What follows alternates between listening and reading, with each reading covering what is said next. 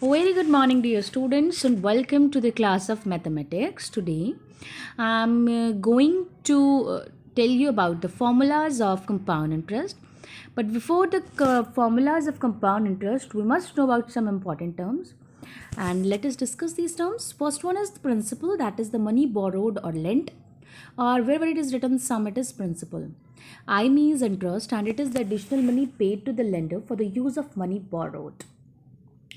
R is the rate that is interest for 1 year per rupee 100. Now, time is the time period for which the money is borrowed. It may be in months, in days, or years, and has to be converted accordingly.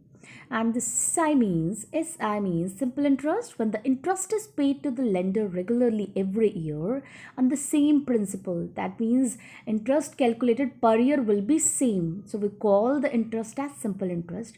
For per year, every interest will be same. Amount is principal plus interest. Whenever we borrow some amount, principal from a person, then the for that particular time period, if I have to give it back, then interest has to be added to the principal so that it becomes amount. That is, principal plus interest becomes amount. Next one are the formulas. You can easily see here the amount, the basic formula for simple interest is P into R into T into 100. The rest formulas written B, C, D and E are B, C and D. They are derived from the A, that is SI. Means simple interest is equals to that is principal multiply rate multiply time upon 100. Rest are derived formulas. And E is amount is principal plus simple interest. I have written principal and plus p simple interest. In place of simple interest, I have written the formula written in the A part. The next one is the basic formula for compound interest. Now for compound interest, the formula is A is equals to, this is the formula for amount calculated whenever there is a question of compound interest. So the amount calculated will be equal to principal within brackets 1 plus r upon 100 to the power n, where r is the rate, p is the principal, a is the amount, and n means the time period.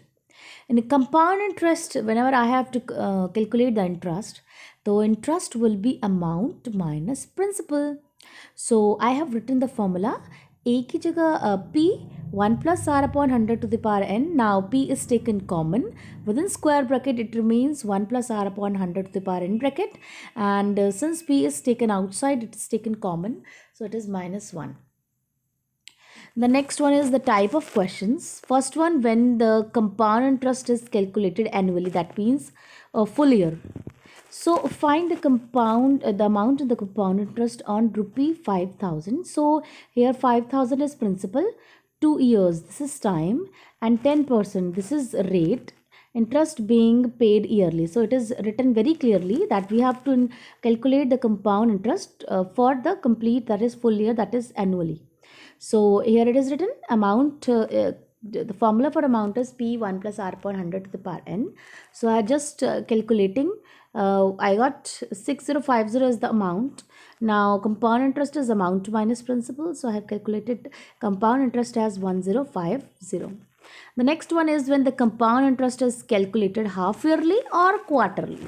Half yearly means for half year. So in a half, if I'm talking about half yearly, for a full year, I'll get interest 2 times. That is, after 6 months, I will get one interest, and then after 6 months I will get the next lot of interest. So it is also, sometimes it is also called semi-annually.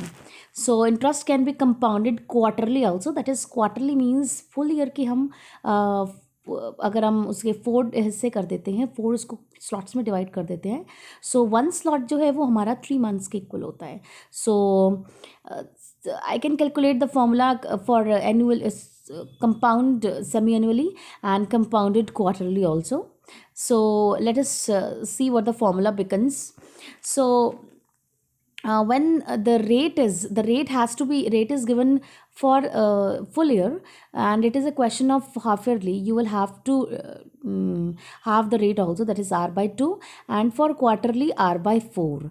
And the time period, if it is given annually or the full year, for half yearly you will have to multiply it by 2, because you got interest two times. And for similarly sorry for quarterly, you will have to multiply it 4 times. So the formula derived here is a equals to p 1 plus r upon 100 to the upon 200 to the power 2n.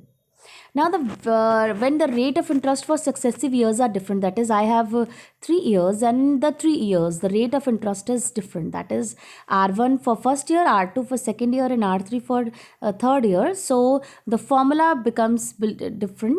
It is A equals to P 1 plus R upon 100, 1 plus R2 upon 100 within one bracket, and 1 plus R3 upon 100 within next bracket.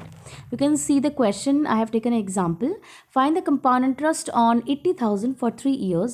This is the principal. 3 years is the time, and 4% and 10%, and one is 5%. They are the three different rate of interest for the three different years. Using the above formula, I have calculated the compound interest as 1016096.